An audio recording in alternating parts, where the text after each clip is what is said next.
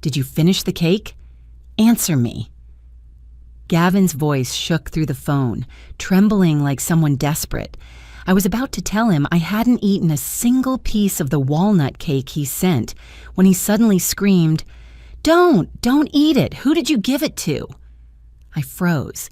I had brought the box of cake to Gavin's house the night before and told Rebecca to share it with the kids. I heard my son's breath hitch, then the sound of something crashing on his end of the line. I didn't understand. But that reaction wasn't from someone worried his mother hadn't received a gift. It was the reaction of a man who had just lost control of his own plan. And in that moment, I knew whatever was in that box wasn't meant to celebrate my birthday. It was meant to end it. If you're still listening, tell me where you're watching from. Every comment you leave is another mark in this journey. And if this story has touched you, don't forget to hit like, so it can reach even further. I stayed silent for a few seconds, not because I didn't know what to say, but because my heart felt crushed tight, refusing to beat in its normal rhythm.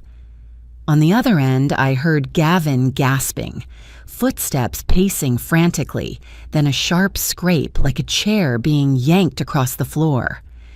"Gavin, what's happening, son?" I tried to steady my voice. "Answer me," he screamed again. "Who did you give it to? Did you eat any? Did anyone in your house eat it?" I sat down on the wooden chair by the kitchen window, looking out at my small garden covered in golden Oregon fall leaves. Everything looked peaceful, just like every other morning, except my son's voice didn't belong to that world. I took it to your house last night. Rebecca said the kids like nutcakes, so I thought... I didn't finish before Gavin let out a choked sound, like someone had just pressed a knife to his throat. "Oh, God, no, no." I heard more crashing, then curses, words I had never heard from his mouth when he was a little boy dragging his blanket to my room because he was afraid of the dark. "Gavin, talk to me. What's going on with the cake?" My voice was shaking now. He didn't answer immediately. All I heard were breaths, heavy, erratic, like someone losing his mind. Finally, Gavin forced out a sentence that chilled me to the bone. "Mom, do you know what you just did?" I stared at the empty cake box on my kitchen counter, the cream-colored box with a red ribbon tucked inside a paper bag printed with the logo of a fancy bakery in Seattle. Honestly, I had been surprised when I saw it. Gavin was never the type to buy anything luxurious for me. He had barely remembered my birthday in the 3 years since he married Rebecca. I hadn't expected anything this year either. I planned to buy myself a slice of apple pie, light a small candle, and spend the evening reading. But when I opened the door and saw that gift box sitting neatly on my porch, I smiled. A smile that now feels painfully naive.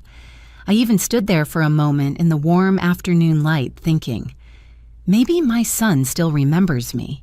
Maybe things aren't as bad as I thought. I used to believe that.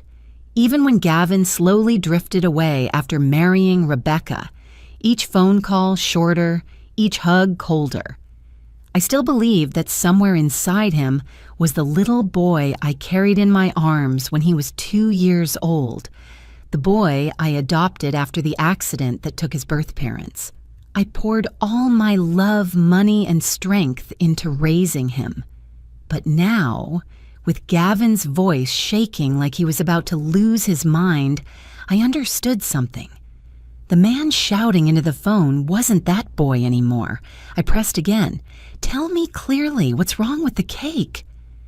Gavin was silent for a moment, then spoke hoarsely, each word squeezed from his throat. "Don't let anyone eat more. Don't let anyone eat anymore. Do you hear me?" My arms stiffened. Why eat more? Does that mean someone already ate? A cry burst through the phone, making my hair stand on end. It was Rebecca. I heard her scream, "Marjorie, Liam just threw up again. Emma's stomach hurts. I'm calling 911. My blood stopped flowing. The kids, my 2 grandchildren I loved more than life itself, had eaten the cake Gavin thought I would eat. I jumped up, dropping the mug in my hand. Rebecca, how are they? Oh God, I didn't know. Rebecca didn't answer me. I only heard footsteps, a door opening, and the sound of her picking up one of the kids. Then the distant voice of a 911 operator echoed through the phone. I stood in my kitchen, legs giving out beneath me. My phone slid from my hand onto the table, but I didn't pick it up. It took a long moment before Gavin spoke again, each word sharp as a blade. Get them to the hospital now, and don't go anywhere. You ruined everything. That last sentence shattered me. I ruined everything? Me? I didn't answer. Gavin hung up before I could ask anything else. I sank into the chair, my hands trembling uncontrollably, fingers gripping the edge of the table. I didn't dare think the thought forming in my mind, but my heart, whether I wanted it or not, whispered something terrifying. Gavin wasn't afraid for me. He was afraid because his plan had gone wrong. It took nearly 2 minutes before I had enough breath to call an Uber to Gavin's house. I was shaking so badly I could barely buckle the seatbelt. I remember only saying to the driver, "Please, please hurry." A 15-minute drive turned into a trip straight into hell. I watched the world blur past. Rows of red maple trees, the cafe where I read the morning paper, Mr. Jim's convenience store where he sold candy to the kids. Everything felt foreign and terrifying. When the car stopped in front of Gavin's house, I heard ambulance sirens. Rebecca was carrying Emma. A paramedic carried Liam. The kids were pale, lips dry, eyes unfocused. I rushed toward them. "Rebecca, I'm sorry." "Oh God, I didn't know," I said, my voice almost collapsing. Rebecca didn't look at me. She said, quickly, "They think it might be food poisoning, but something's wrong. The cake smelled metallic. I don't understand why Gavin keeps... She glanced around. "Where is he?" I shook my head. As the ambulance disappeared into the night, I stood alone in front of my son's house, a place I had visited hundreds of times, with Christmas gifts, home-baked cookies, toys for the kids. But tonight, only cold wind and terror filled that yard. Why had Gavin reacted like that? Why scream knowing I shared the cake? Why disappear when the kids got sick? I knew why. I didn't want to believe it, but I knew. My son had sent me a trap, and the ones who fell into it were my innocent grandchildren. In the second Uber chasing the ambulance to the hospital, I realized my 71-year-old life had just split into a before and an after. I didn't know then that what awaited me wasn't just the truth about that cake, but the truth about the son I raised for 40 years, and that this night was only the beginning of a storm that would tear my family apart. I arrived at the hospital so fast I don't remember walking through the ER doors. Only when my hand gripped the counter, chest heaving from running, did I realize I was inside. Rebecca stood there. Her eyes were red and swollen, mascara streaking down her face. When she saw me, she shook her head weakly and led me toward the pediatric emergency room. The door opened, and I saw Liam and Emma lying on hospital beds, tiny bodies under crisp white blankets, their skin an alarming shade of gray. The scene hit me like a winter wind through a broken window. I stepped closer. Liam, Emma, oh God. My voice trembled so hard each word felt separate from the next. Rebecca wiped her tears. "The doctors are testing. They said it might be poisoning. I don't know." Her voice broke. I looked at the IV lines, the monitoring stickers on their little chests, and the terror in Rebecca's eyes. Even though she and I had never been close, I saw in her face the raw pain of a mother watching her children suffer. I turned to find Gavin. He was standing in the corner, pressed against the wall. His shoulders shook slightly, his hand gripping a water bottle so tightly his knuckles were white. His eyes avoided everything: Rebecca, me, even his own reflection. "Gavin," I whispered. He jolted like someone shaken awake from a nightmare. The water bottle slipped from his hand again, rolling across the floor with a hollow clatter. He bent to pick it up, but his hands were shaking uncontrollably. I walked closer. "Calm down. What happened?" Gavin didn't answer. He just backed farther into the wall as if trying to disappear inside it. Then the doctor walked in with a paper in his hand. "We have the preliminary results," he said, voice steady but tense. "The children show signs of exposure to an inorganic toxin. We're running further tests, but it strongly resembles arsenic." The entire room seemed to lose all air. Arsenic. I'd heard that word only in crime shows, not in a hospital room where my grandchildren lay motionless. Rebecca covered her mouth. Gavin looked like someone had punched the breath out of him. He lost his balance and braced himself against the wall. I saw it. The moment the water bottle slipped from his hand a second time. "Arsenic?" Rebecca asked, voice cracking. The doctor nodded. "We need to know everything they ate within the last 6 hours." Rebecca turned to me, her eyes wide and hollow. "Mom, where did that cake come from?" Her gaze pierced me. I swallowed hard.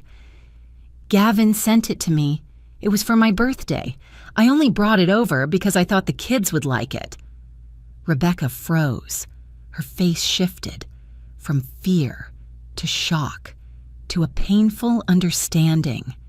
"Gavin, you," she whispered, but he cut her off. "Don't you dare say that," he snapped, his voice sharp like metal clashing. Rebecca stepped toward him, her eyes burning. "Don't say that? You freaked out the second Mom said she brought the cake. You disappeared for half an hour. You're hiding something, Gavin." He grabbed her shoulders, desperate, trembling. I said, "Stop talking." I had never seen my son like this. Not angry, not anxious, but terrified. A terror rising from somewhere deep inside him, a terror of someone who knew he had done something unforgivable. The doctor stepped out to continue treating the kids. Rebecca backed away toward their beds. Gavin turned his face away, hiding whatever expression he didn't want us to see. I stood in the center of that small room, under the harsh white fluorescent light and the sharp smell of antiseptic. Everything blurred and spun. And as I looked at my 3 family members, Gavin avoiding my eyes, Rebecca trembling, the children lying limp in their beds, I felt the scattered pieces in my memory start to fall into place. The family dinners Gavin said I didn't need to attend, the calls he ignored, the comments Rebecca made that stung like needles. "You should keep some distance so we can build our own family. You're always getting in the way. Our life doesn't need extra complication." It wasn't just distance. It was a pushing away, with intention. And now, in this cold hospital room, I finally saw it. There was something deeper, darker, more rotten inside my family than I ever imagined. Rebecca turned to me, and her eyes were different. No contempt, no coldness, only fear, guilt, and pain. She stepped forward, voice shaking. "Mom, I'm sorry. I didn't know. I swear I didn't know." I placed my hand on her shoulder. "I know. Now isn't the time for blame. Just focus on the kids." Gavin spun around, eyes dark. "Don't talk like you had nothing to do with this. If you hadn't brought the cake—" "Gavin Wells," I said slowly, my voice so calm it startled even me. Brought it because I trusted you, because I thought you sent something good for me. And now you dare blame me?" Gavin went silent, and that silence was louder than any confession he could have made. I looked at my son for a long time. That face used to be my pride. Those eyes once lit up every time he showed me one of his childhood drawings. Those hands once held mine when he cried because he was afraid to sleep alone. Now, none of that was there anymore. Standing in front of me was a man whose eyes kept avoiding mine, whose hands were shaking, and whose breath carried a dark secret leaking out with every exhale. When the doctor returned to say Liam was showing signs of improvement but still needed toxin monitoring, Rebecca broke down sobbing. I pulled her into my arms the way I would hold my own daughter. Gavin watched us, his face twisted, stretched tight like a string about to snap. I could see a flicker of regret on him. But regret for what? For the kids being poisoned? Or because his plan failed? I couldn't tell the difference yet. But my instinct, the same instinct that carried me through 8 decades of life, told me this. Some cracks only show when the light is strong enough.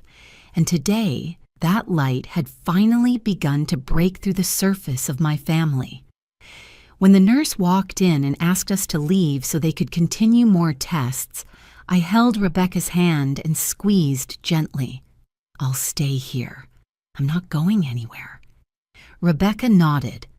As for Gavin, he turned away, slipped out, and disappeared down the hallway like a shadow who knew his time was running out. I stood outside the hospital room, leaning against the white wall, watching my son's back grow smaller in the distance. I wanted to call him back. I wanted to believe that some part of the child I raised still existed inside that man. But the longer I watched, the colder I felt. Not the cold of the hospital, but the cold your soul feels when it finally understands. My family was rotting from the inside, and I had closed my eyes to it for far too many years. That night, after the kids were moved to the observation unit, after Rebecca curled up in the waiting room chair, and after Gavin vanished somewhere in the city, I knew this was only the beginning of a very long and very painful truth. I sat in the pediatric waiting area, my fingers interlocked so tightly my knuckles turned white. Rebecca leaned her head against the wall, her eyes swollen. Every few minutes she got up and paced a short distance like someone trapped between fear and grief, with nowhere to put either of them. The ER doors opened. The doctor stepped out, his face tense, though his voice stayed professionally calm. "We have more accurate results," he said. "The children were exposed to arsenic, low dose, but still dangerous. We'll continue monitoring and detox treatment." Arsenic. This time, the word wasn't some vague term from a crime novel. It was something flowing in the oephome veins of my grandchildren. 2 children who should be thinking about weekend homework, soccer games, and art class, not a toxin that could take their lives. Rebecca clutched her chest as if someone had squeezed her heart. I walked to her and placed my hand on her shoulder. "Rebecca, they're getting good care. They're doing everything they can." For the first time in years, she didn't pull away when I touched her. She didn't stiffen, didn't give me a polite, forced smile. She just looked at me, her eyes filled with something she had never allowed me to see before. Trust, even if only a small flicker, like the last bit of light at the end of a long tunnel. Gavin appeared a few minutes later. He moved fast, almost running, breathing hard, his coat thrown on crookedly, hair messy. He didn't look like a worried father. He looked like a man running from something, like someone who just heard the police were closing in. "What did the doctor say?" Gavin asked, but he didn't look at Rebecca or me. "Arsenic," Rebecca said, her voice hoarse. "The kids were poisoned with arsenic." Gavin blinked rapidly, then glanced around as if looking for an exit. "I have to go," he said urgently. "I have something I need to handle. I can't stay." Rebecca grabbed his sleeve.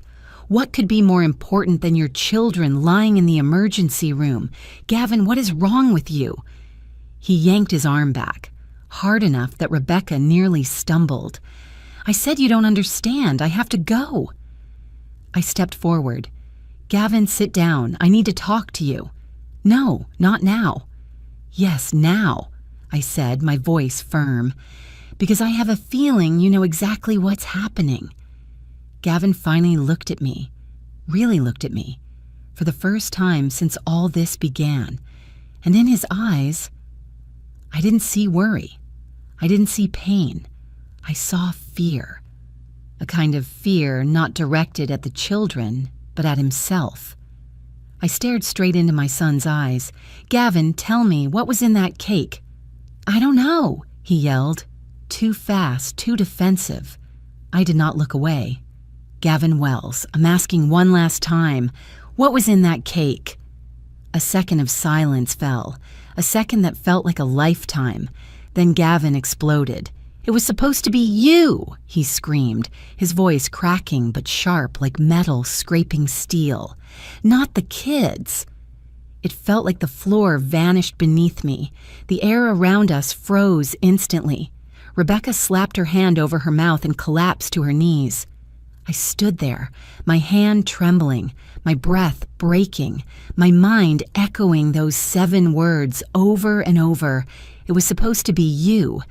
That one sentence crushed 40 years of motherhood, crushed every dinner I skipped so I could buy him school clothes, crushed every night I stayed awake when he had a fever so bad he convulsed, crushed every word I ever said, every ounce of pride, every drop of unconditional love I poured into him. I looked at my son, but I no longer recognized the person standing there. Rebecca turned to me, tears streaming. "Mom, does that mean She didn't finish her sentence, but she didn't have to. We both knew. Gavin slammed his hand against the wall, his face flushed. "You always share everything, always giving things away. I send you a gift, and you give it to someone else. You've done that all your life." I don't know whether Rebecca's sobbing or the sound of my own heartbreaking was louder. "What are you talking about, Gavin?" I breathed. "I share because I thought everything was meant for the family." "No," he shouted. "You share because you don't know how to keep anything for yourself. You give everything to the whole world and expect everyone to thank you. I don't want your kindness. I want you to know your place." Rebecca screamed through her tears. "Your place? She's your mother." Gavin turned on her and pointed directly at her face. "What do you know? My mother always interferes, always shows up, always has an opinion. Without her, we'd have fewer problems." Rebecca stepped back, as if he had slapped her. I thought your mother was the problem. But you did this to her?" Gavin looked away. "I don't have time for this. I have to go." "Go where?" I asked, softly, barely recognizing my own voice. Gavin didn't answer. Then he took a step like he was about to run again.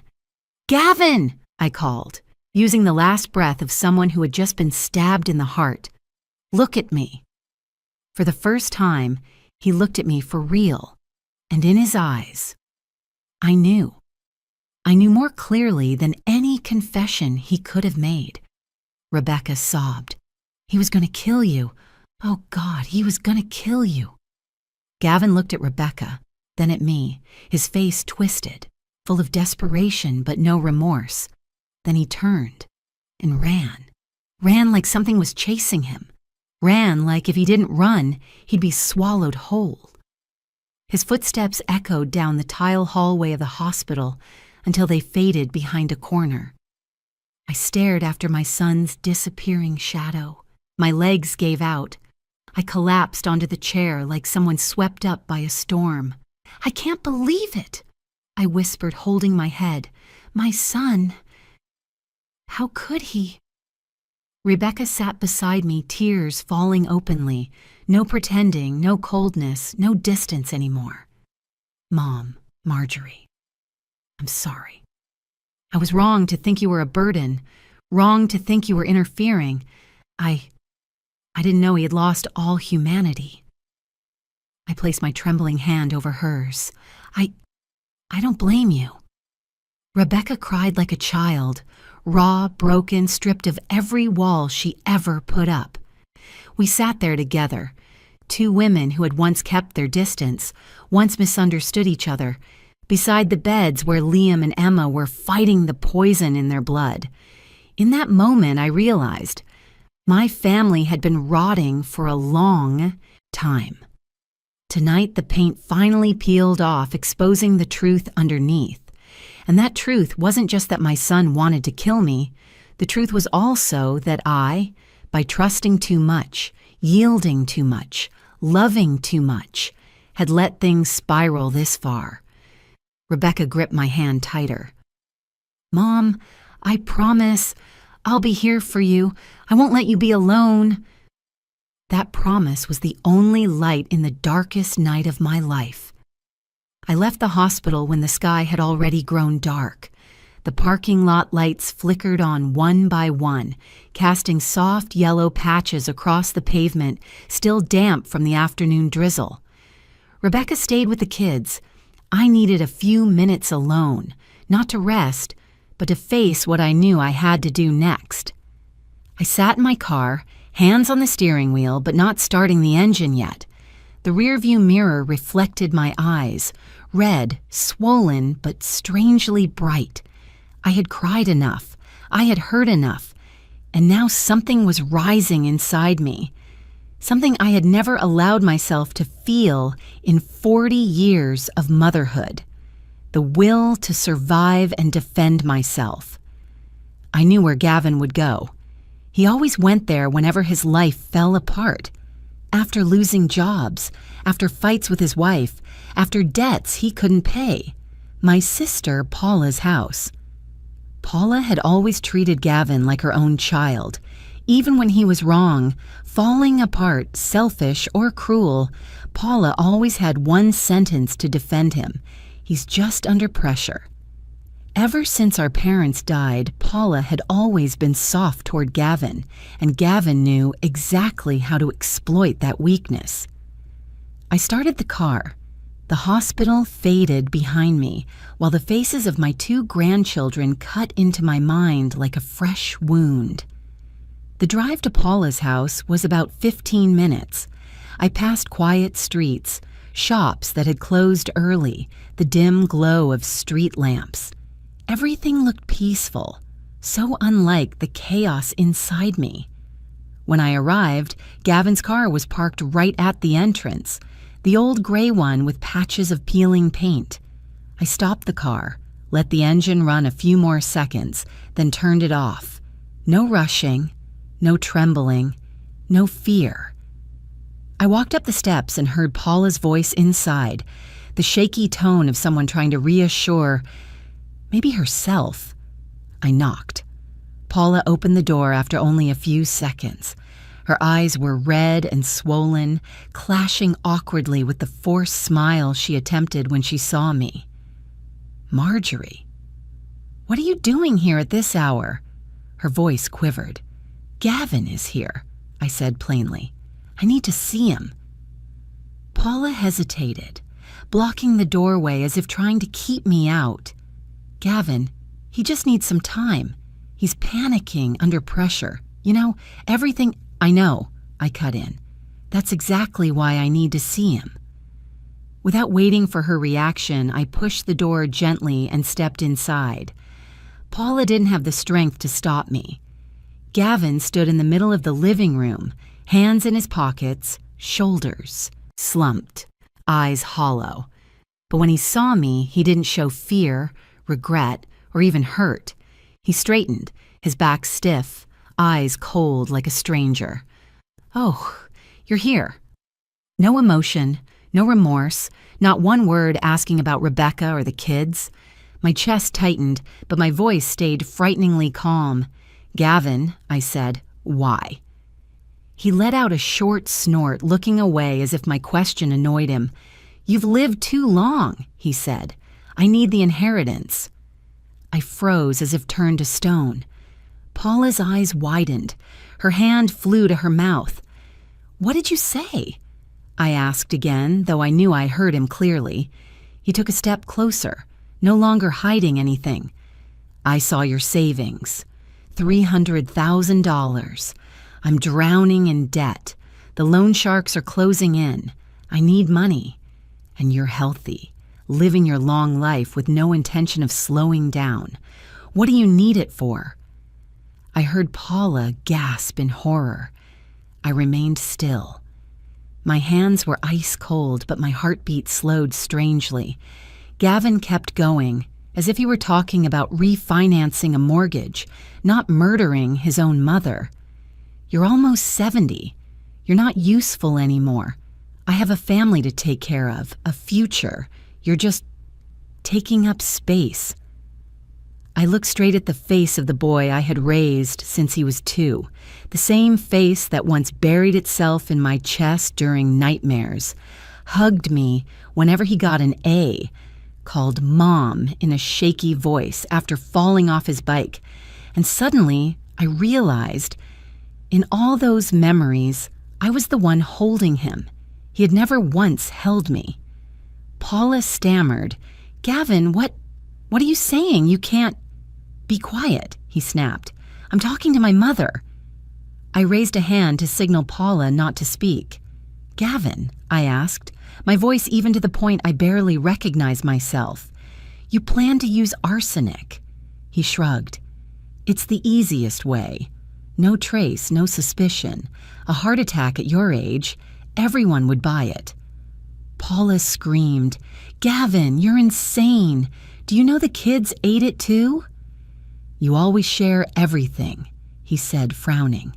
"It was supposed to be you. I didn't tell you to give it to anyone else. You made it complicated." Paula covered her face. As for me, my whole body felt weightless, an emptiness so deep it was frightening. But strangely, beneath the ruins, something cold and sharp flickered awake, a sliver of clarity. I didn't scream, didn't accuse, didn't beg, didn't ask why he saw his own mother as an obstacle. I only asked the one question I needed to hear to erase any last shred of hope. "You never loved me, did you?" Gavin looked at me as if I had asked the most ridiculous question in the world. "Love? You raised me, sure, but I didn't ask you to. You chose that.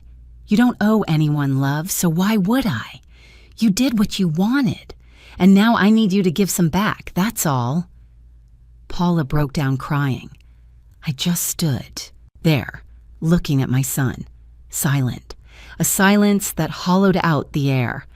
Finally, I turned to Paula. "You don't need to say anything," I said softly. "You didn't cause this." Paula trembled as she came closer and held my arm. "Marjorie, I'm sorry. I didn't know. I thought, it's all right," I said. "Now you know." I looked at Gavin one last time. He stood there, out of patience, out of excuses, only the bare cruelty left. A man who once called me mother, but never saw me as anything more than a wallet. I opened the door. Cold air rushed into the living room. Standing in the doorway, I spoke in the calmest voice I had ever used, strengthened by an entire lifetime behind it. "Gavin, you chose your path, and I will choose mine." I stepped out onto the porch. The door closed behind me with a soft click, but that sound echoed inside me like a bell tolling.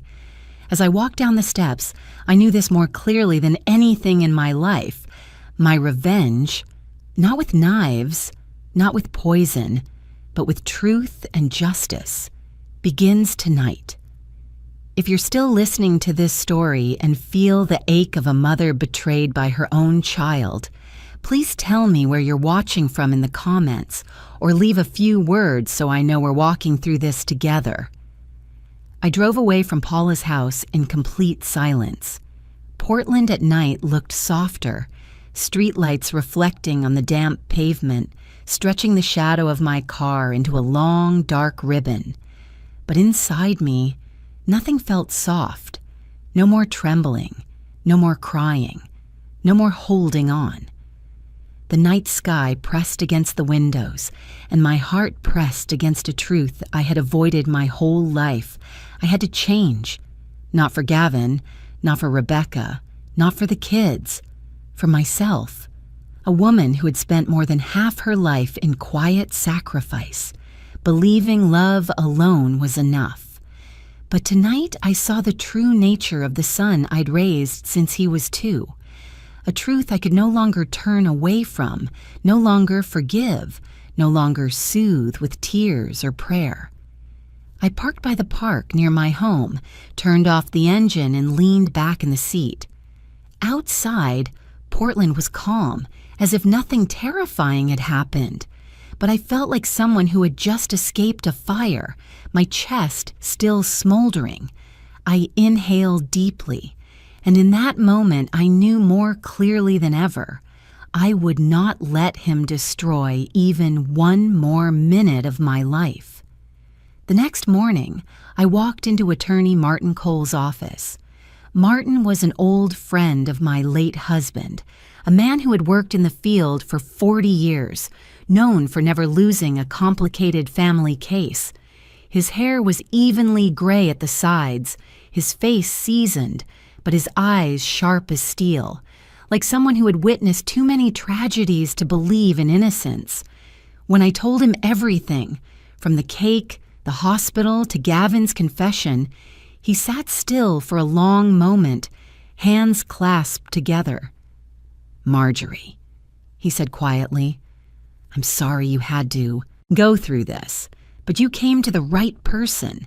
If you want to protect yourself and the children, we'll have to fight." "I want to," I said plainly. "Are you ready to become a different woman?" he asked, looking straight at me. I nodded. Not ready. Already beginning. Martin immediately handed me a list of tasks for the next 72 hours. Close all old accounts. Open new ones at a different bank with strict security. Change every safe lock. Update the will. Gather evidence. Prepare to charge Gavin with 3 counts: financial abuse, intentional harm, and attempted murder. Every line cut the past cleanly like a blade. For the first time in decades, I didn't feel scared signing the papers. I felt relief. 2 days later, I left the old suburban house, a place full of sweet memories, but also the place where I had quietly endured far too much. I moved into a luxury penthouse in downtown Portland, floor-to-ceiling windows overlooking a shimmering city at night, a white kitchen, a large bedroom with thick curtains, a living room facing the Willamette River. For the first time in my life, I lived somewhere not because my husband wanted, my son needed, or it's close to the kids' school, but because I wanted it. I placed my hand on the glass railing as the city wind brushed my hair. I was no longer the woman waiting for Gavin's calls, no longer the mother who forgave the 100th time. It was just me now, and strangely, I was enough. On the 3rd day, I met Sylvie, the therapist Martin recommended. Sylvie was around 50, French-American, with silver-streaked hair and a warm, low voice like a gentle stream. She looked at me not with judgment or pity, but as if she could see right through the armor I had worn for 40 years. "Marjorie," Sylvie said, "you don't have to be strong here. Here, you get to exist."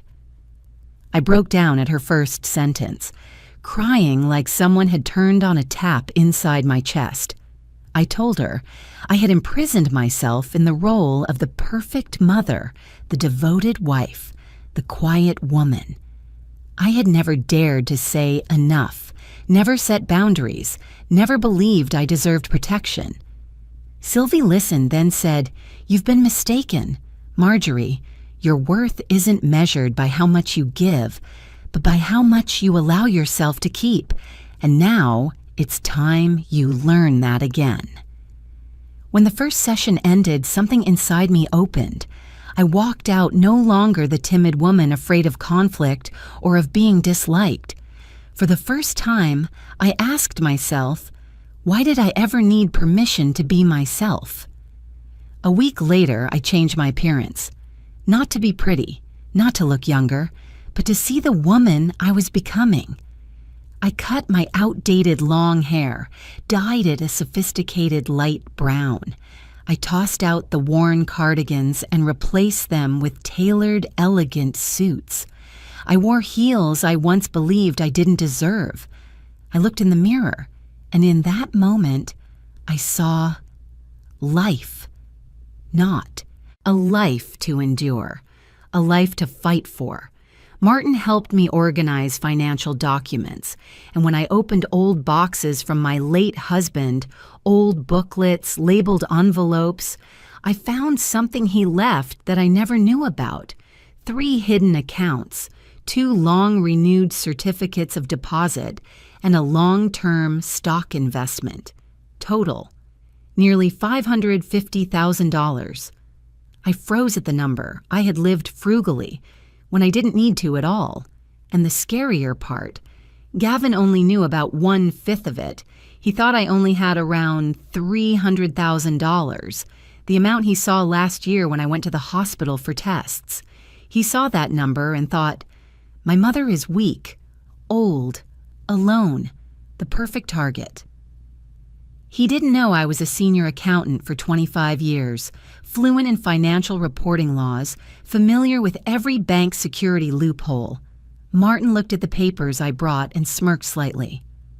"Marjorie, you're smarter than I expected. Gavin has no idea who he's messing with." I answered without pride, only truth. He forgot who his mother is. I'll remind him. That night, in my new penthouse, I sat at the kitchen island with a small notebook. I wrote out each step of my revenge clearly. No shaking hands, no hesitation. Protect assets. Erase every path Gavin could touch. Prepare airtight legal documents. Gather proof of his debts and shady dealings. Record every call.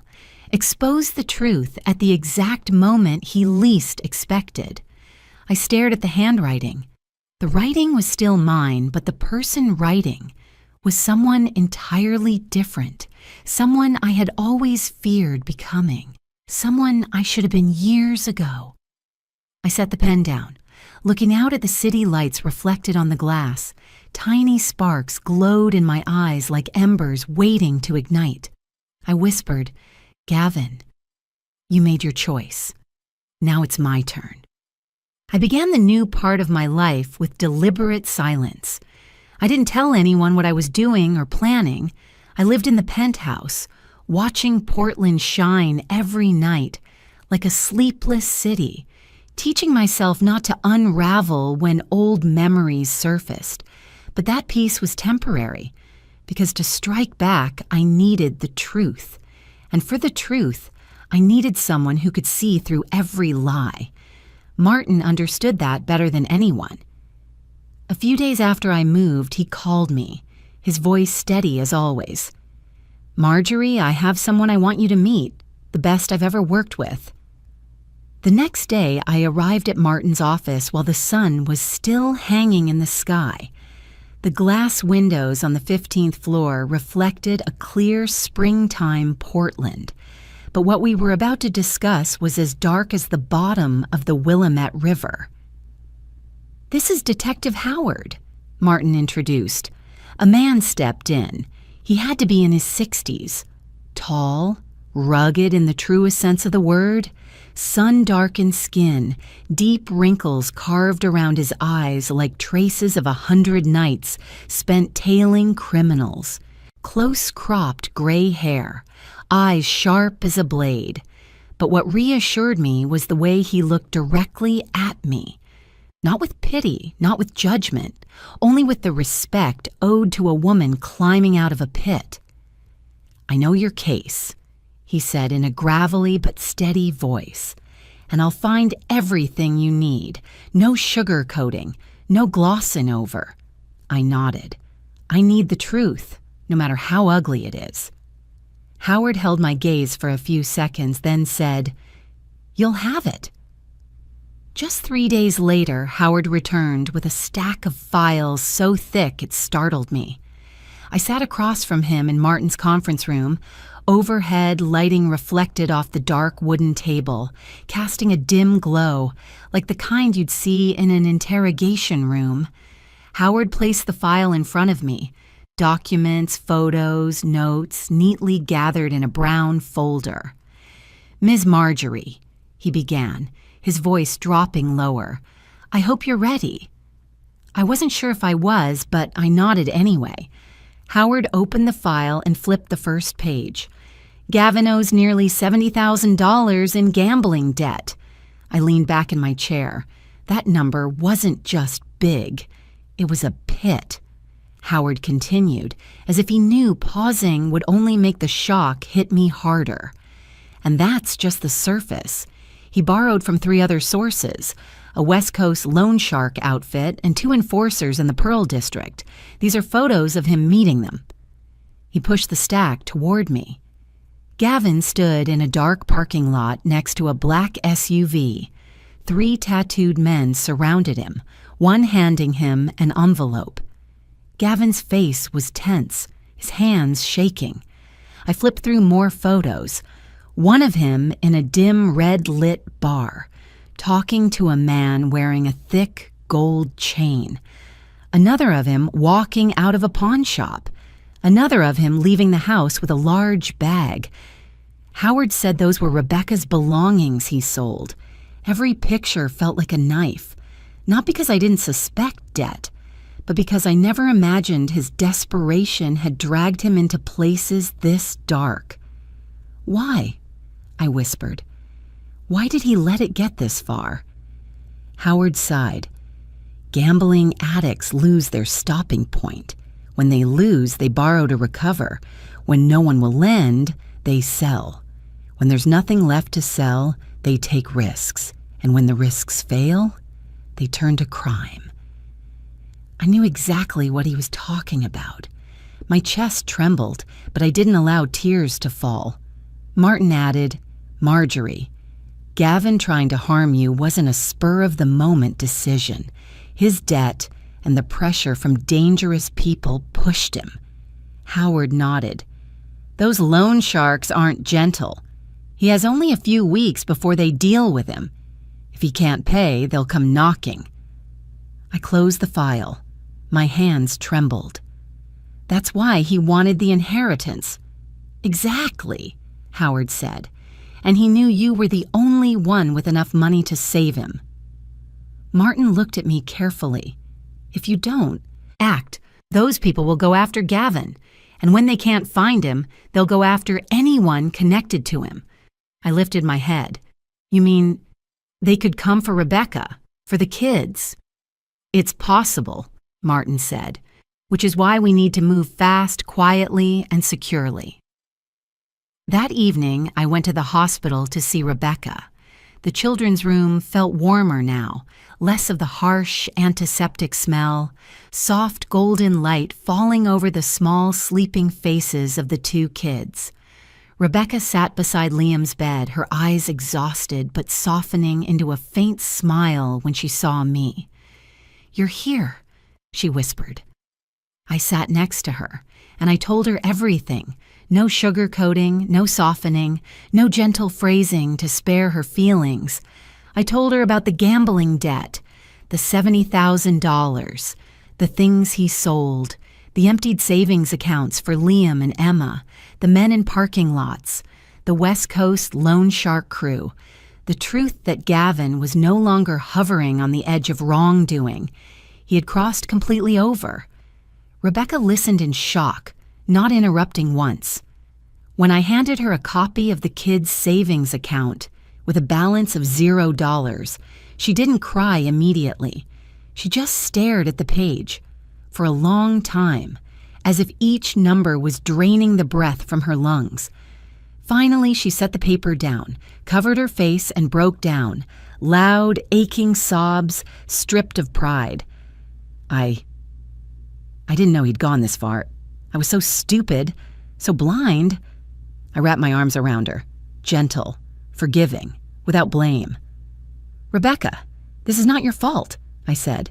"You loved your husband. You trusted him. Anyone would have, I understand." Rebecca lifted her tear-streaked face. "But he tried to hurt you, and he hurt the kids. I can't believe it." I cupped her cheek and wiped away a tear. "It's all right now, Rebecca. We're on the same side. For the kids, and for this new life we're building." Rebecca grabbed my hand and held on tight, as though letting go would make her collapse. "Mom, Marjorie," she whispered, her voice shaky but clearer than ever. "I'll stand with you, from now on, for Liam, for Emma, and for myself, too." I gave her a tired but genuine smile. "Thank you, Rebecca." In that moment, for the first time, we were no longer mother-in-law and daughter-in-law. We were two women betrayed by the same man, and more importantly, two mothers trying to save their children from the sins of their father.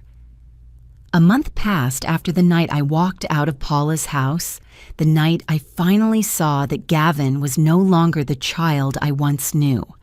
That month felt like a year, long, but for the first time, I felt I was truly living. I spent those weeks preparing everything, financial, legal, emotional, personal. I met Sylvie weekly, learning to escape the cycle of self-blame and to see myself without the lens of roles and obligations. I met Martin often, going over documents, revising every detail, planning every next step. Rebecca and I began speaking more.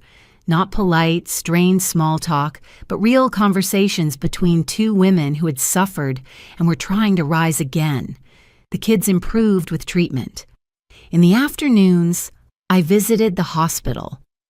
Rebecca sat beside Emma's bed, and Liam texted me, asking if I'd bring sugar-free pudding. I sat with them, read stories, or simply rested my hand on their legs so they knew I was there. No one mentioned Gavin. No one dared hope he would change. And then, one day, Martin said, "It's time for you to be seen." I looked at him, waiting. If Gavin thinks you're scared or hiding, he'll get careless. We need him to understand you're in control. Showing up at the right moment will shake him. I understood instantly. A wounded animal attacks, but an animal being watched, cornered under a spotlight, panics. "The fundraising gala this week," Martin continued. "He'll be there. I checked the guest list, and I think you should go." I inhaled deeply. I knew the gala he meant, an annual Portland arts event. Long evening gowns, crisp suits, expensive wine, a grand piano, speeches, and polite smiles. I used to attend with my husband years ago. Gavin also showed up sometimes, whenever he needed to polish his image for grants on projects that never materialized. That evening, I opened the wardrobe in my new apartment. The old clothes were gone. I had donated most of them. I picked the black suit I bought last week. Sharp tailoring, clean lines, high collar, fabric soft as silk but structured with strength. I tied my freshly styled hair into a low bun, letting a few strands frame my temples. When I looked in the mirror, I saw a woman who had never before been allowed into the light, strong, calm, defined, no longer begging anyone to accept her. I smiled faintly. "There you are," I said to the reflection. The gala entrance was even grander than I remembered. Golden light poured over marble floors, abstract paintings lined the walls, tables were arranged with elegant displays of food. A string ensemble played slow classical music, each note deliberate. My heels clicked softly on the floor as I entered. No one recognized me, and that was exactly what I wanted. People glanced at me with polite curiosity, perhaps wondering if I was a CEO or the head of some foundation. I let them wonder. For the first time in my life, I wasn't Gavin Wells's mother, the Wells widow, or the frail Mrs. Marjorie who stayed in the background. I was simply myself. I took a sip of red wine, felt the familiar dry finish on my tongue, but tonight, the taste carried a different meaning. I walked slowly around the room, taking in the music and the chatter. No one knew I was looking for someone until I saw him. Gavin stood near the reception table, wearing a freshly pressed coat that couldn't hide how gaunt he had become. His face was tight, eyes sunken, jaw marked by tiny stress sores, signs of sleepless nights. He was trying to talk to an elderly donor with white hair, but the man shook his head, and I watched Gavin swallow hard. I moved toward him, slow, steady. My steps felt light, but to me, each one was a pair of scissors cutting through 40 years of pain. When I got within a few feet, Gavin turned. His eyes widened as if he'd seen a ghost, not because he recognized me, but because he didn't. I stood before him, black suit, new hair, calm face, eyes bright like sparks, sharpened by suffering. He opened his mouth. "Mom?" His voice was so small I almost missed it. I lifted the corner of my lips, not a smile, but absolute control. "Hello, son." Gavin stepped back. I saw both his hands tremble.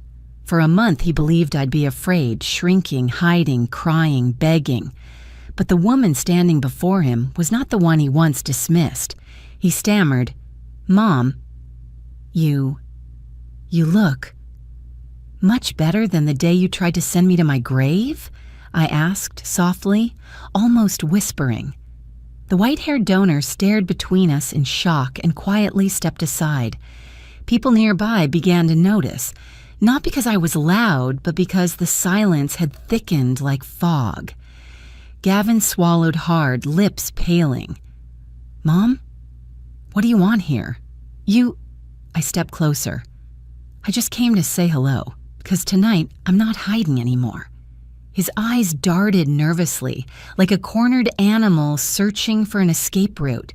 I leaned in slightly and repeated the exact line he threw at me that day in the hospital. The line I would never forget. Time to collect. His face drained of color as if someone had pulled the blood straight out of it. Not because I spoke loudly, but because I said it softly.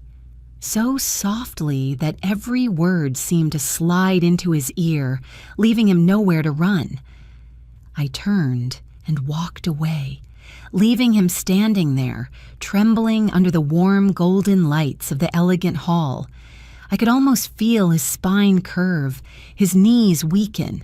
His fear was so thick it felt tangible in the air. I didn't look back. I didn't need to. I knew he was afraid, truly afraid. Not afraid of humiliation, but afraid of being exposed.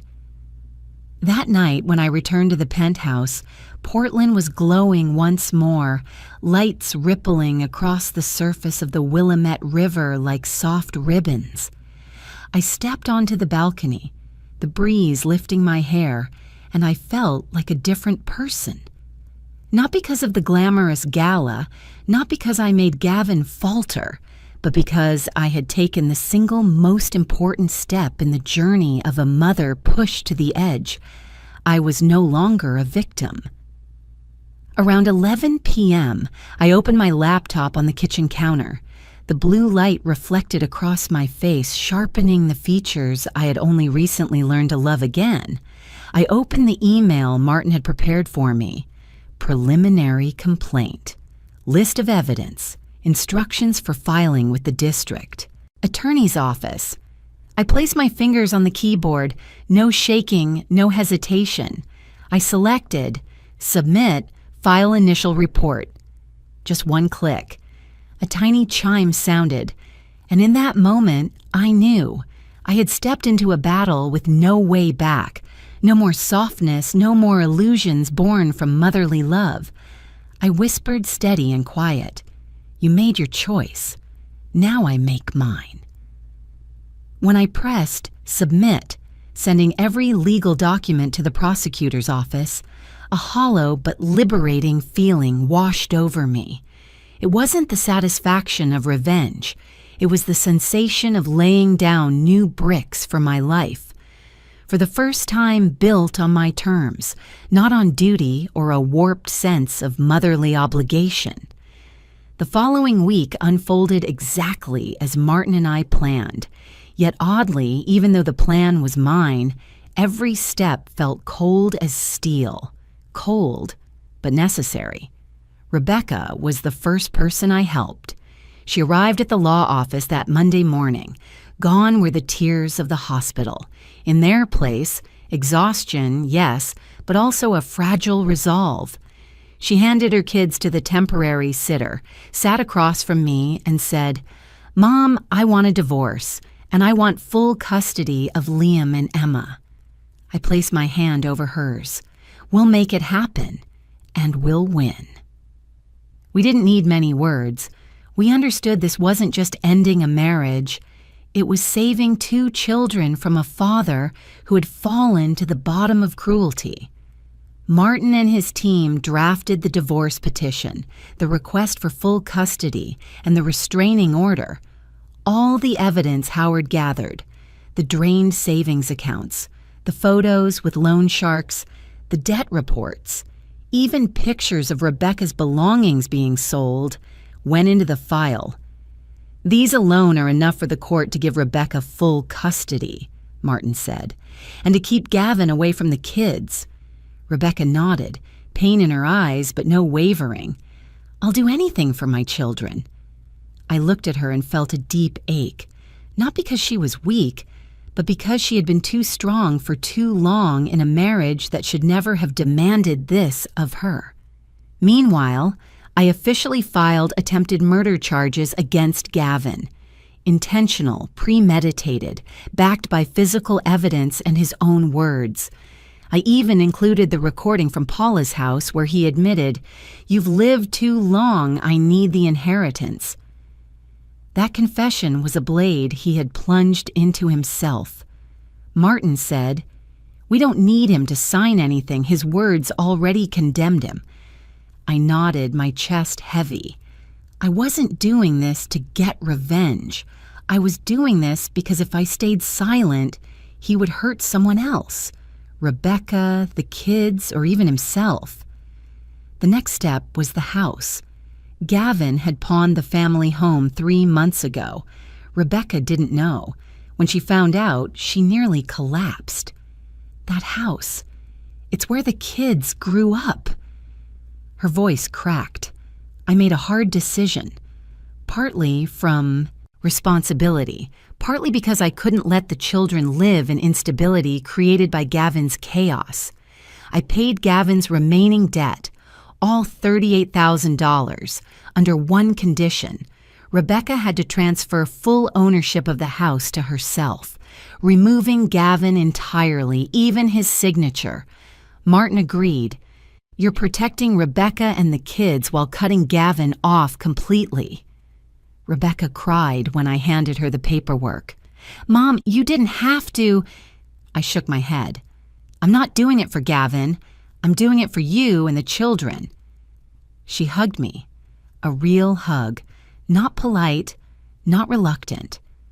3 days later, Gavin returned to the house in the suburbs, the one he once called his, the one he mortgaged behind Rebecca's back, the one he treated like property.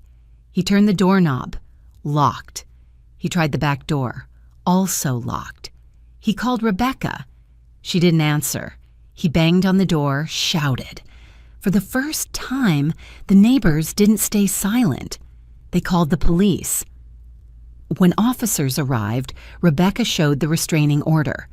The look on Gavin's face as he was forced to leave, fear, bewilderment, anger crushed under helplessness, was indescribable.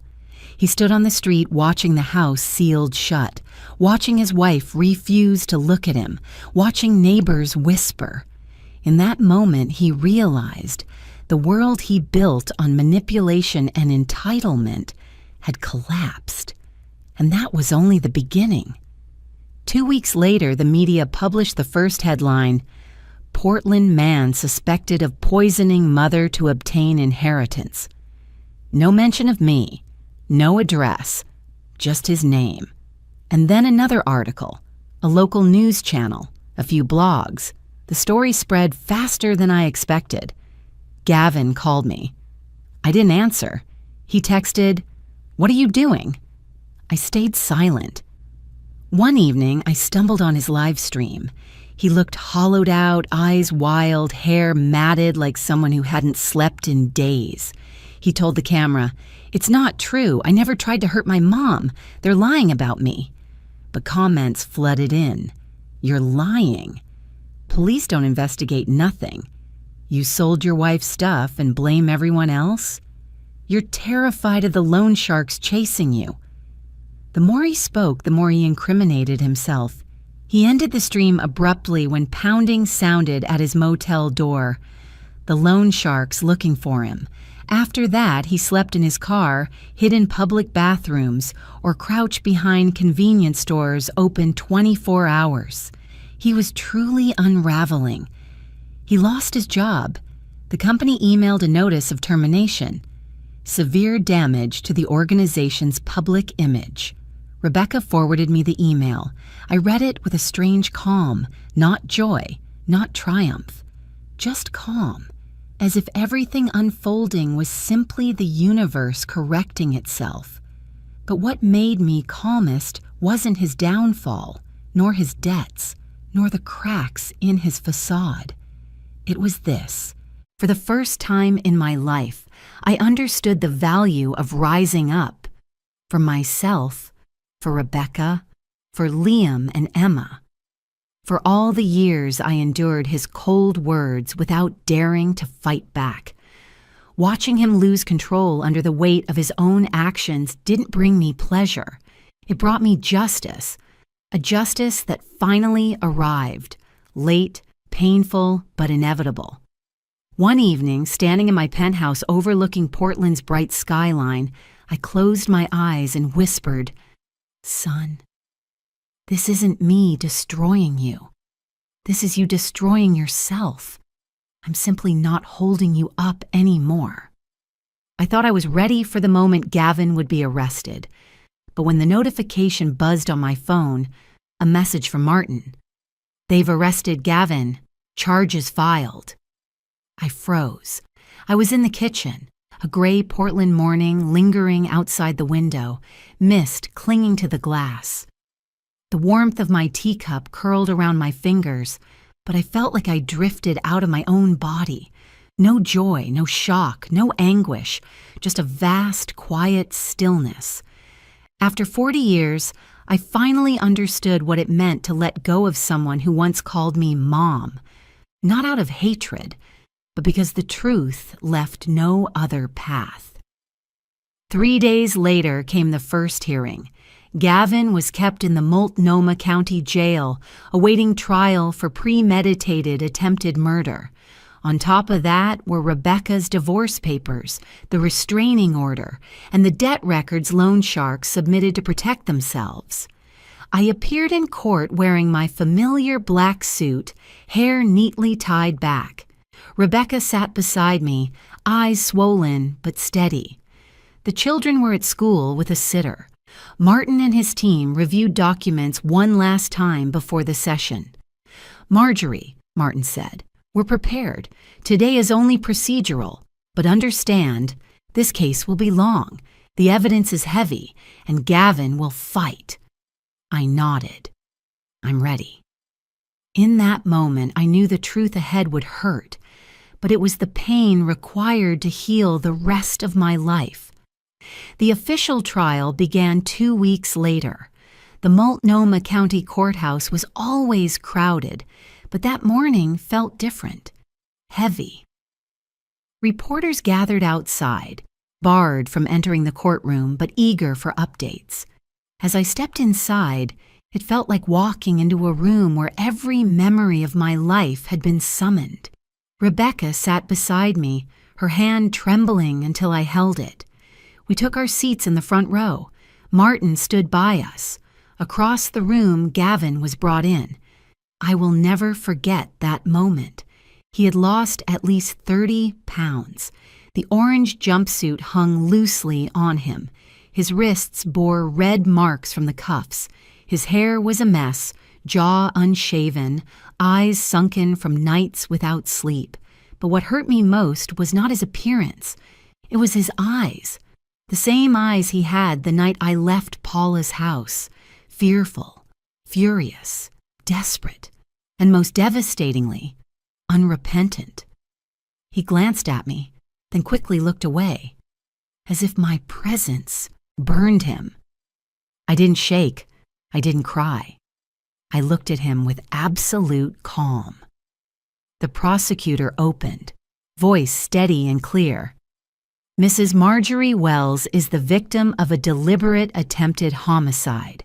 The defendant, Gavin Wells, prepared arsenic and placed it in a box of walnut cookies specifically intended for his mother, with the goal of causing fatality in order to obtain inheritance funds. The courtroom buzzed with whispers. Gavin dropped his head. The prosecutor continued. We have medical reports confirming arsenic in both children, hospital surveillance of the defendant's panic, investigative photos of the defendant meeting loan sharks, and most importantly, a recording of the defendant verbally admitting his intent.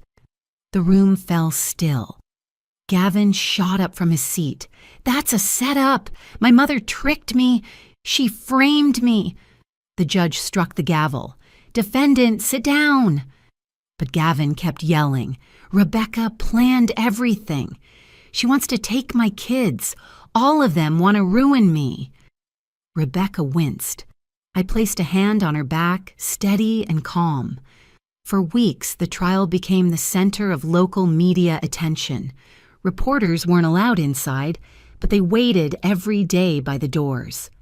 Each afternoon as we stepped out, dozens of questions rang out. Mrs. Wells, are you afraid your son will seek revenge? Rebecca, do you believe Gavin can change? Do you think Gavin did it for money or because of pressure? I didn't answer. Rebecca didn't either. We stayed silent, the kind of silence needed when you want the truth to speak for itself. During arguments, Gavin's attorney tried to create another story. Gavin didn't intend to harm anyone. He was under debt pressure, mentally unstable. It was just a moment of impulse. But the prosecutor responded with a sentence that made the courtroom stop breathing. Debt doesn't make someone put arsenic in their own mother's food. The jury stayed quiet. Gavin bowed his head, but when the prosecutor played the recording, he snapped up, eyes wide. She was supposed to eat it, not the kids. You've lived too long. I need the inheritance money. Gavin screamed, I didn't say that. That's not my voice. But everyone in the courtroom knew he said it, and he wasn't sorry. In the end, the jury needed only 2 hours to decide. They returned to the courtroom, faces solemn. The judge asked, Have you reached a verdict? The jury foreman stood up. Your Honor, we find the defendant, Gavin Wells, guilty of premeditated attempted homicide. No one said anything. No one breathed loudly. No one moved. Gavin collapsed into his chair, hands shaking violently. No, Mom, how could you do this to me? The judge announced, 14 years in prison, with no parole for the first 6. The sound of the gavel hit like a blade severing the rest of his life. Rebecca burst into tears, covering her face. I turned and held her, and she fell into my shoulder like a child desperate for shelter. Not because we were happy, Not because we won, but because everything was finally over. Or at least, the worst part of it. When the officers walked Gavin past us, he looked at me. Not with hatred, but with disbelief.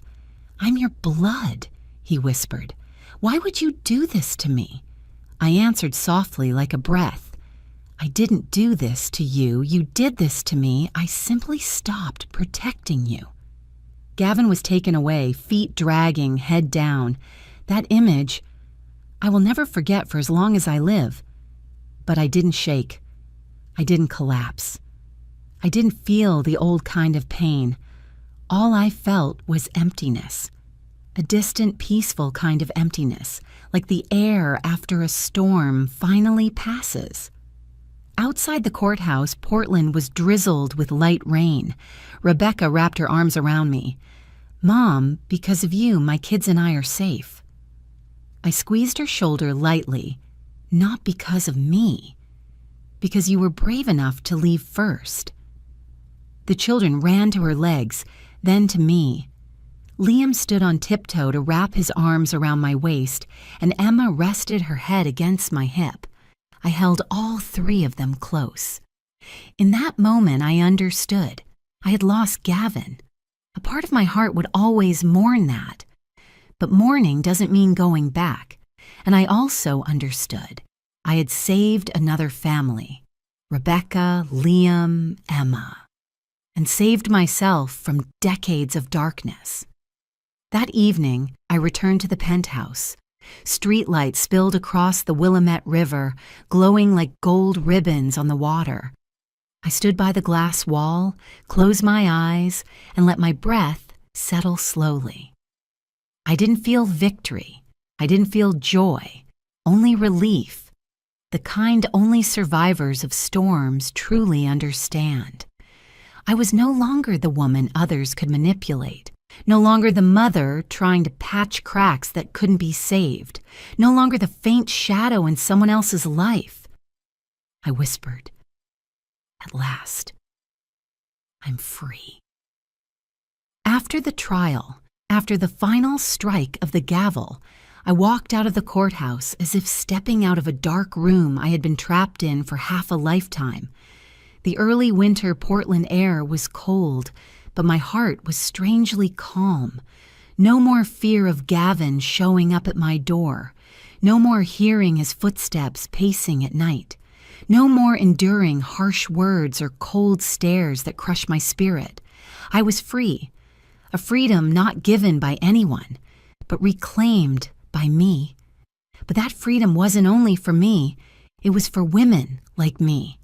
Women who had lived too long inside invisible walls of sacrifice, guilt, and endurance. So I decided to do something I never thought I would be strong enough to do. I created a foundation. It started as a small idea, flickering in my mind for weeks after Gavin's sentencing.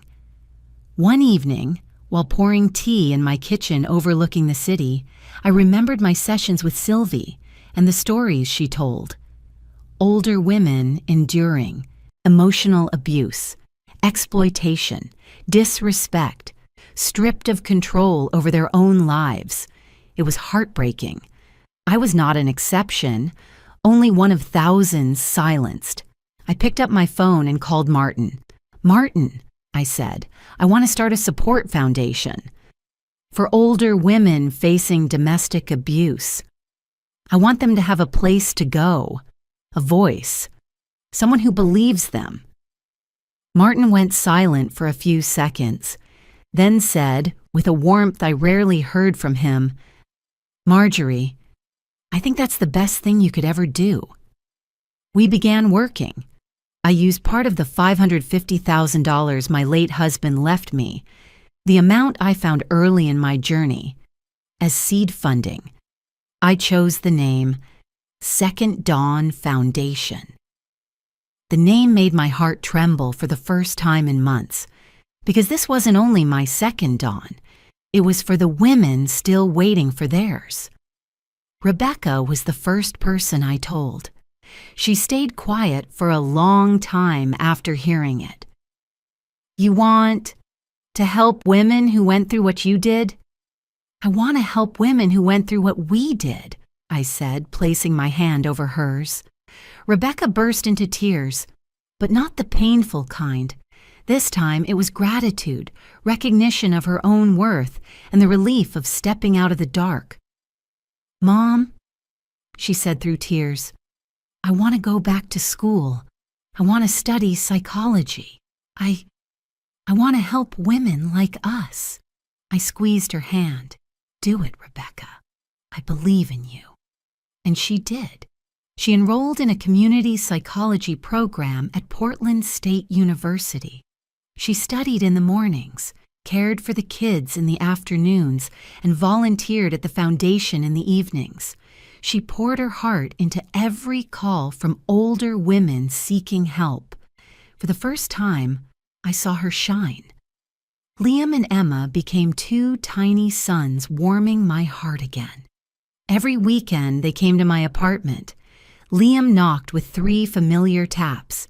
Emma ran in and hugged my legs as if I were the safest place on earth. Grandma, do you have pudding? Grandma, I brought my new drawing. Among the potted plants on my balcony, with children's laughter filling the air, I learned the meaning of family again.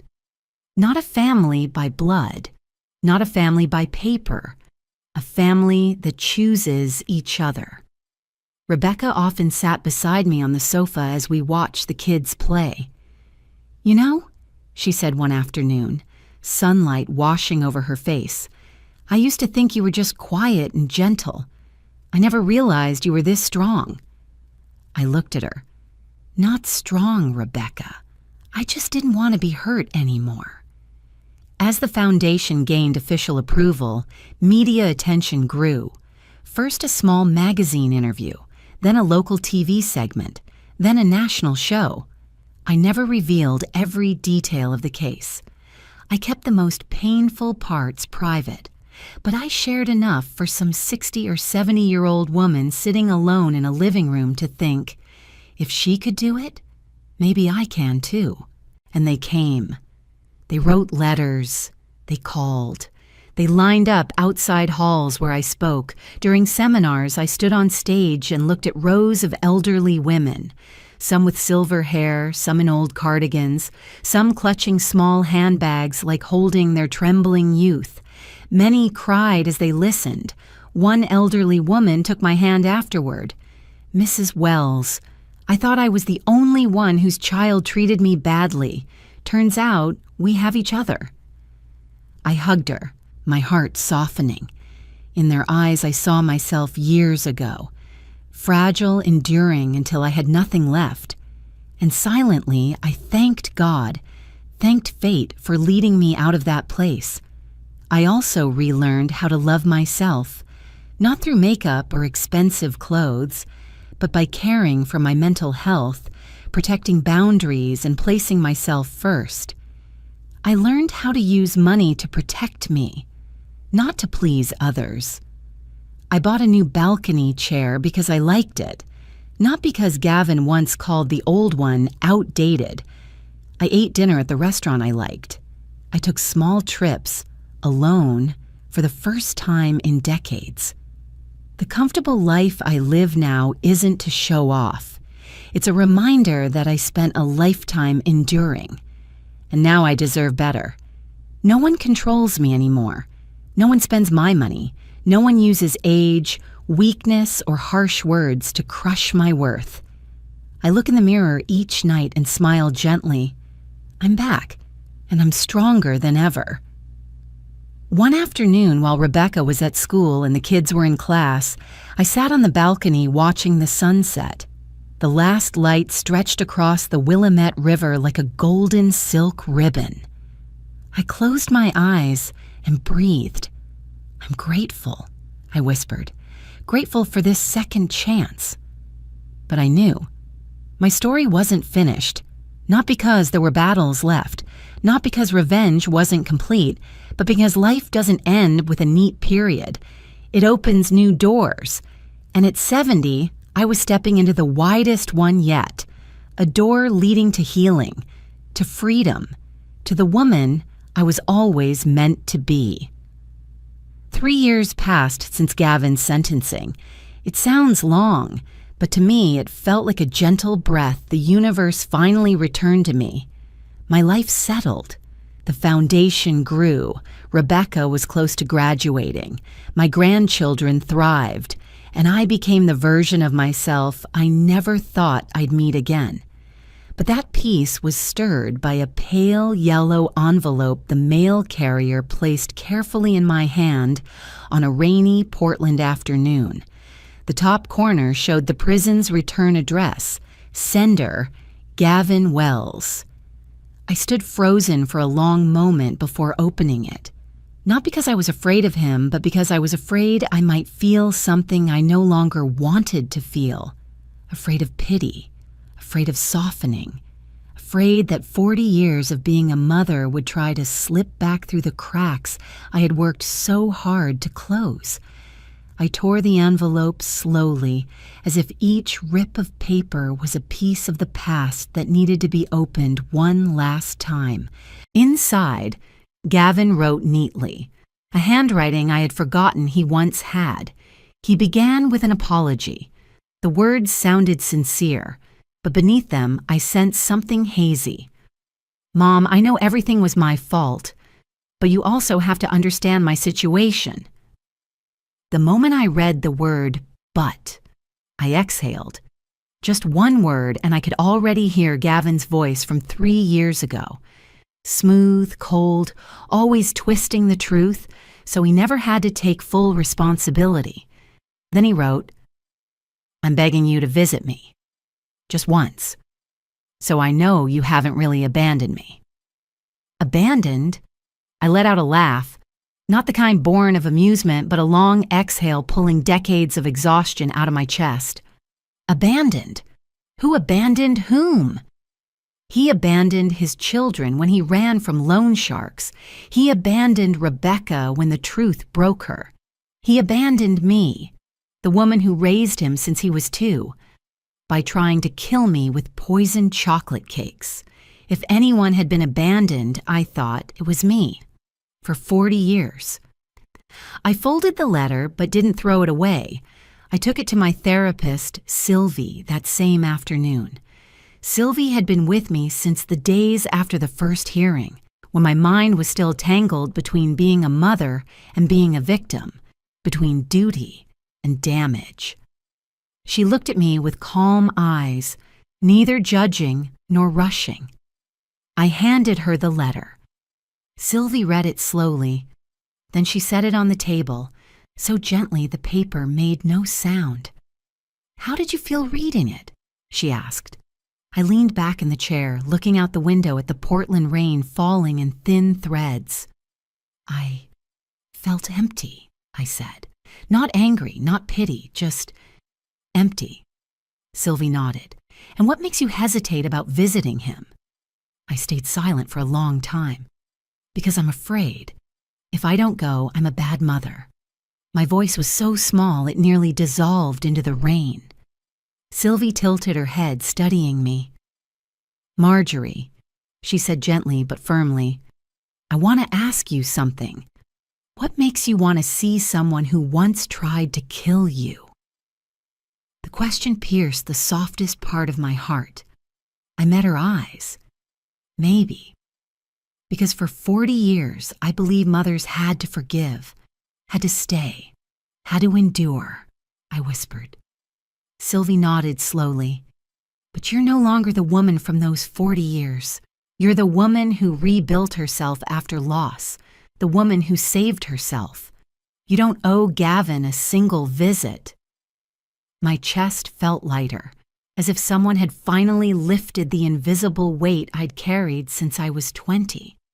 "I think," I told Sylvie, "Gavin wants me to return to the weak mother I once was, the one who overlooked every mistake, the one who lifted him every time he fell, even when he was the one pushing me over the edge."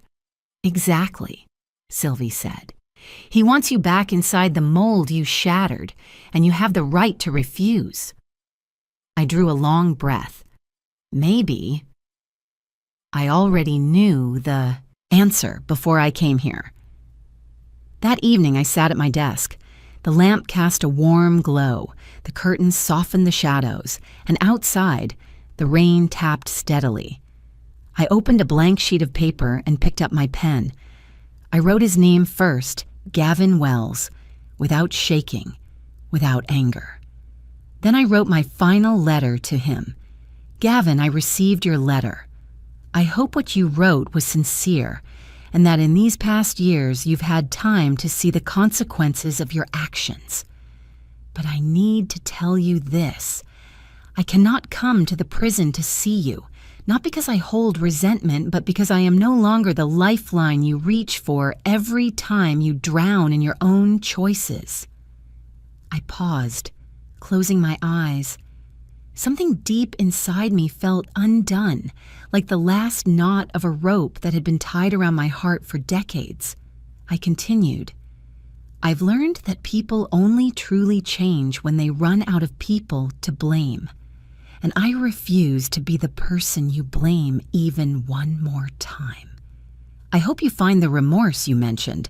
I hope you learn to take responsibility like an adult. But my path no longer runs beside yours.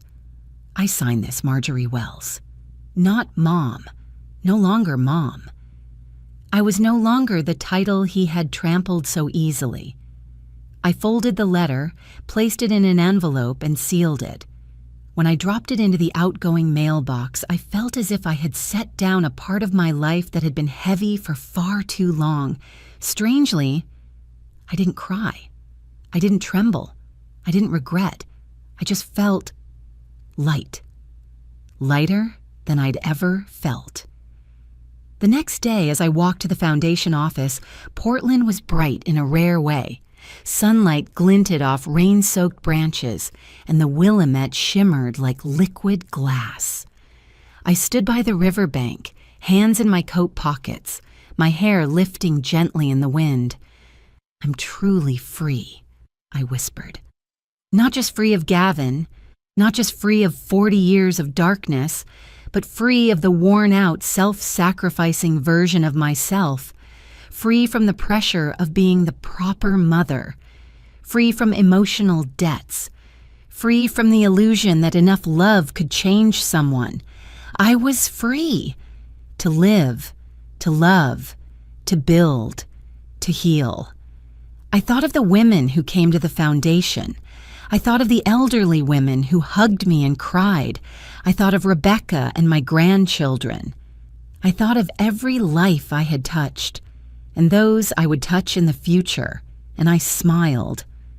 I knew my journey had closed the old chapter, but new doors ahead were wide open. And me? I stepped into that light as someone entirely new. For the first time in 70 years, I was unafraid. Years passed since I mailed my final letter to Gavin. My new life flowed gently, like cool water over stones once rough. Every morning in my sunlit penthouse, I felt grateful that I chose to stand up, to save myself at a moment when it felt too late. But it turned out it's never too late for an older woman to start again. Second Dawn Foundation grew faster than I ever imagined. From a tiny office with 2 desks and a few worn chairs, we now had a full support center where older women could come, talk, receive legal guidance, and, most importantly, be heard without judgment. Hundreds of women came through those doors, some with snow-white hair, walking slowly, some trembling because it was the first time they dared speak aloud secrets they'd buried for decades. Some came just for a hug, a word of comfort, a reminder they weren't invisible. I saw myself in each of them. A woman who once believed sacrifice was duty, endurance was virtue, and family bonds had to be preserved no matter how twisted. Now they stood up, reclaiming their lives. Witnessing that warmed my heart every time. Rebecca, my daughter-in-law, became our lead counselor. She appeared in newspapers, on television, at statewide conferences. When people asked why she chose this path, she always answered, "Because my mother-in-law saved my family with the strength she spent a lifetime searching for." Every time I heard that, my throat tightened, not from sadness, but from a recognition I had never known. Rebecca had changed so much that it was hard to remember she was once cold toward me. Now she lifted other women the way I once lifted her. Liam and Emma grew stronger than I expected. They became the two small lights brightening my later years. Liam matured into a boy who loved helping others, while Emma proudly told friends I was the hero of the family. I laughed every time. A hero? I was only a grandmother who lived longer than her own pain, but to them, I was proof a family can be reborn after ruin. One year, I received an award honoring contributions to the senior community of Oregon. I wore a cream suit, James's pearl necklace, and stepped onto the stage in long applause. Holding the small trophy, I felt I was holding my entire journey. From the dark kitchen where I was treated like a burden, to the lit stage where I stood as a woman of strength and worth. One autumn night, Portland was chilly. I sat on my balcony with a soft wool scarf around my neck, watching the city light up like scattered stars. The wind carried the scent of rain and dry maple leaves. I closed my eyes, letting time pass over me like a slow-moving film. I remembered the day Gavin stood in the hospital and said that sentence I'll never forget. I remembered the night I pulled my keys from Paula's door, my heart hollow. I remembered signing the complaint against my own son, remembered the trial, Rebecca's tears on my shoulder, remembered the prison letter the moment I signed Marjorie instead of Mom. I had endured everything a lifetime could hold, and I survived. Not just survived. I bloomed from the ashes life left behind. I opened my eyes to the dancing lights below, and I realized something simple, yet it took a lifetime to understand. The one who tried to kill me inadvertently helped me be reborn. If Gavin hadn't pushed me to the edge of death, I might never have been born again, never known my strength. Never lived such a beautiful life in my final years. My story didn't end in tragedy. It ended in power. A power I paid dearly for, but never regretted. I knew my story wasn't just mine. Every day I retold it, in halls, on TV, or through handwritten letters to elderly women trying to step out of the dark.